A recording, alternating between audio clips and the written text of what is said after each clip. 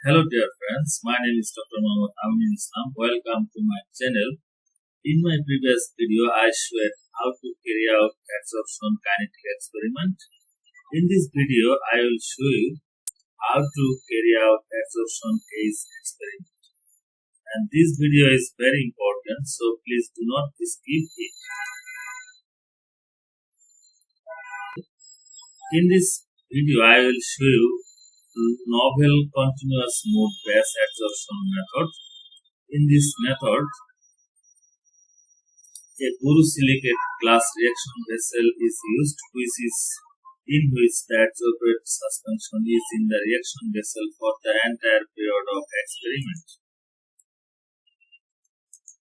And here is the experimental setup. This is borosilicate glass reaction vessel, and this is rotary shaker and glass microfiber filter syringe. From using this series, we can take out suspension or sample.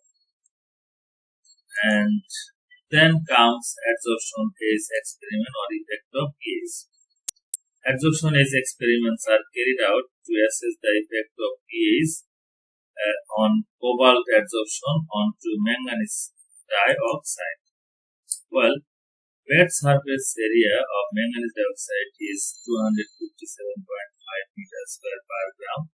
Therefore, to prepare 100 meters square per liter wet surface area by volume of suspension, concentration of 300 milliliter manganese dioxide suspension at room temperature using 0.01 molar potassium nitrate electrolyte solution. So, the amount of manganese dioxide is 0.1165.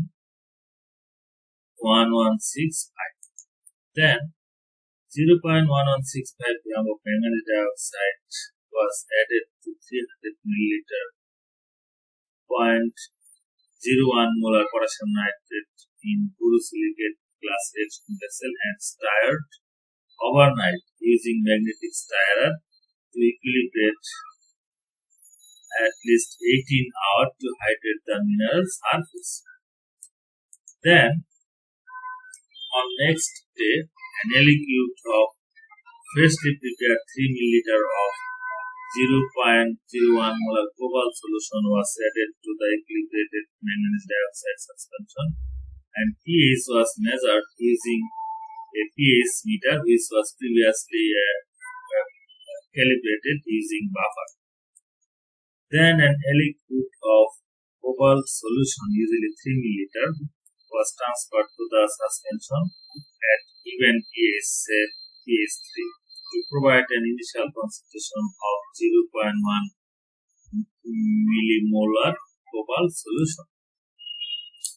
Then a 4 milliliter sample was collected after 30 minutes, which was equilibration time, and filtered using 25 millimeter glass microfiber filters. Then the pH was increased to the reset value using sodium hydroxide. Then, after a further 30-minute equilibration, another sample was collected and filtered.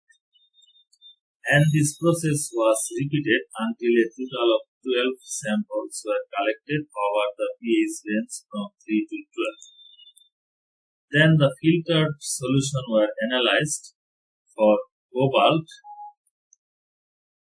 using flame absorption spectrophotometer and humic acid using UV visible spectrophotometer respectively. Well, the standards used to calibrate the instrument were prepared from the same stock solution as that added to the manganese dioxide suspension. So at the start of the experiment, and the percent at removal was calculated from the difference between the initial and equilibrium concentration. So for metal ion, we use flame absorption spectrophotometry.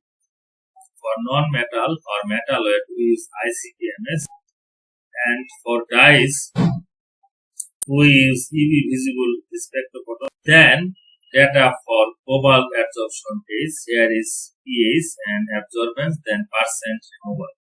Thanks for watching.